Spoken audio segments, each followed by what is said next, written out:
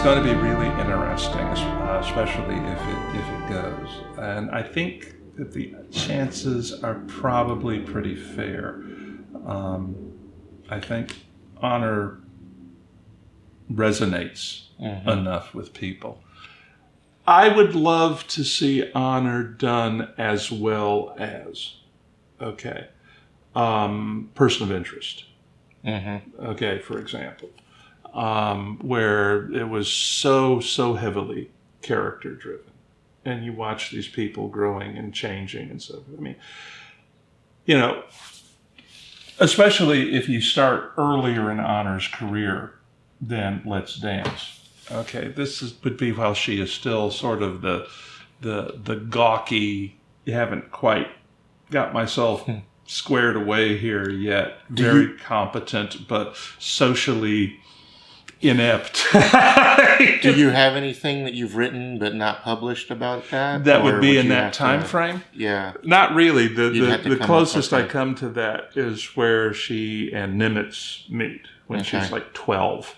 Okay, and then there's a gap between there and what happened at the Academy.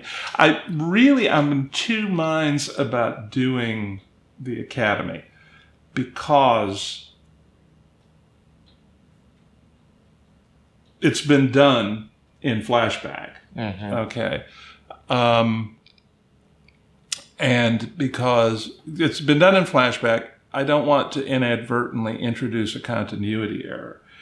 And the character of Honor that I would be writing then would be far removed from the character of Honor in Uncompromising Honor. And one of my rules has been that there wouldn't be any Honor Harrington novels set earlier than Basilisk Station because of the fact that the character grows and progresses. I use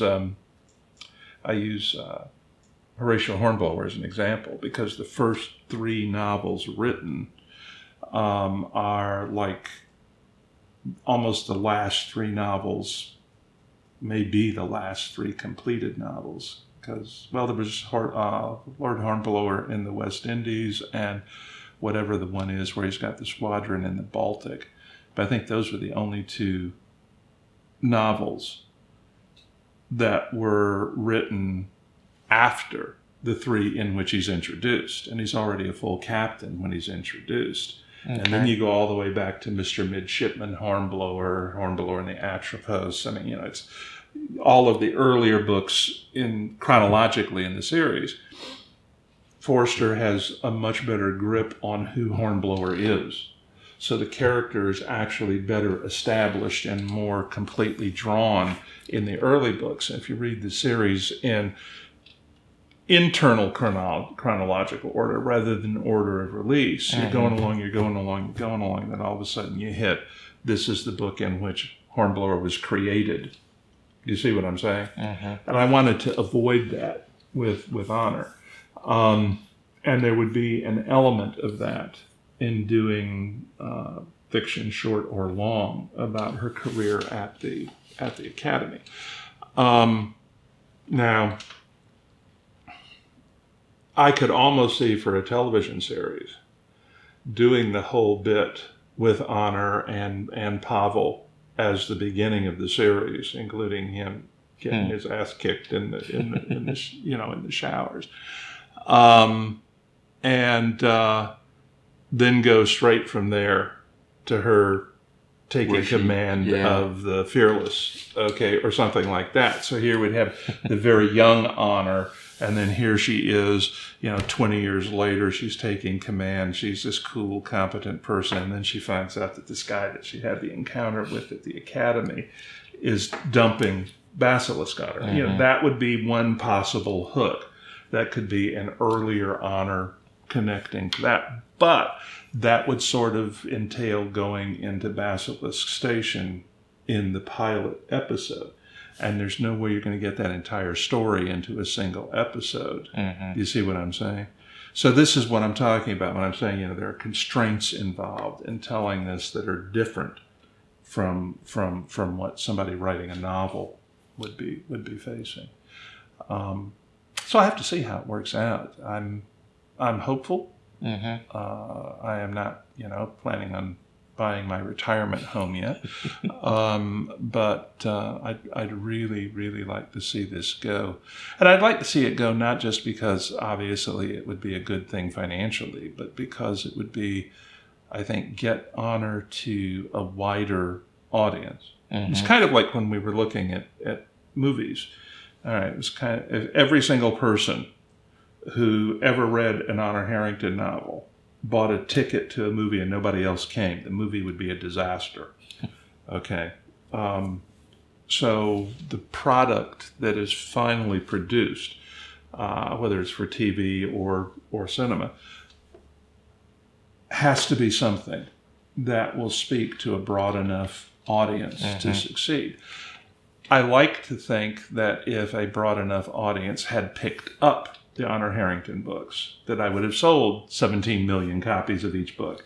Okay, I don't know that that's the case, but I'll say this too. Science fiction is a small genre compared to some others. I mean, if you look at like techno thrillers or romance novels, most science fiction authors have smaller sales figures, but they have very, very loyal audiences. If you give your audience, if they feel that they are getting value, not just for their money, but for the time that they are investing in your books, they are really, really loyal to you. Okay?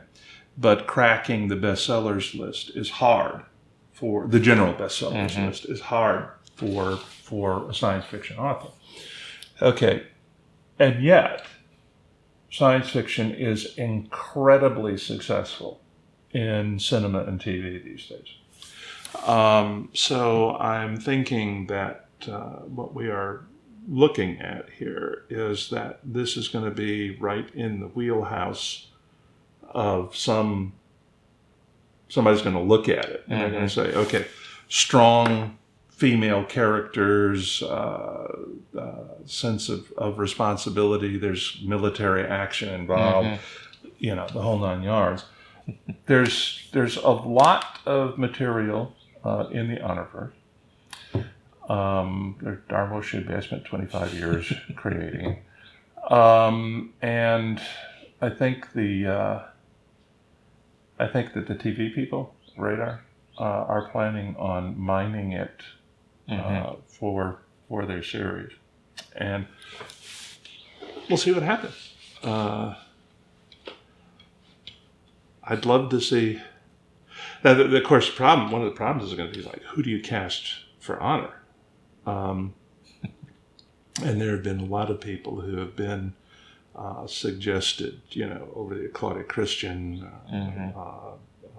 what's her name? Claudia Black. There have been several. I told them that I don't really expect them to find a 6'2" Eurasian martial artist who can act for the part. Okay, that was kind of a high bar, But my own feeling is that they should go with somebody who is good, but not necessarily a household name at this point, and build both the character and the actor together. One of the things that I know Claudia, and I really, really like her, but one of the things that concerned me way back when we were first looking at this would be the tendency of a writer to shift Honor more like Ivanova from Babylon 5, because Claudia had done that so well. And Honor is just totally not Ivanova, except that either one of them will kill you dead in a heartbeat if that's what needs to be done.